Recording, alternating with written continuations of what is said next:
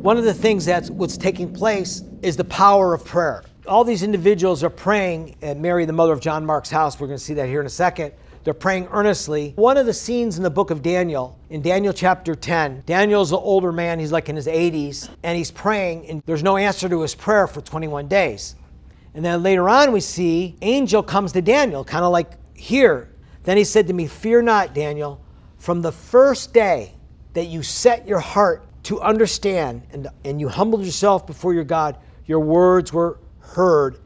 I have come because of your words." Right there, God hears our words. Every single one of us have issues around us. So if you never take your situation to the Lord, God can't answer your prayer. They're about to execute Peter. They could have been praying every day for the last 6 days at night and so forth. The angel came because of their words. What we see here in the book of Acts is God's giving us glimpses, just like in the book of Daniel. God's giving us glimpses for us to understand how prayer activates the spiritual realms. And now Peter is walking with this angel, and they went out and went along one street, and immediately the angel left him. I mean, maybe that angel was accompanying Peter because Peter might have been terrified of his situation. It's all giving Peter more assurance because he knows God's in control, but sometimes we give into our emotions. God does the same thing with us. My faith was elevated when my grandmother was actually brought home from the hospital and was sitting there in the living room, okay? Just like I said was going to happen. Like, wow,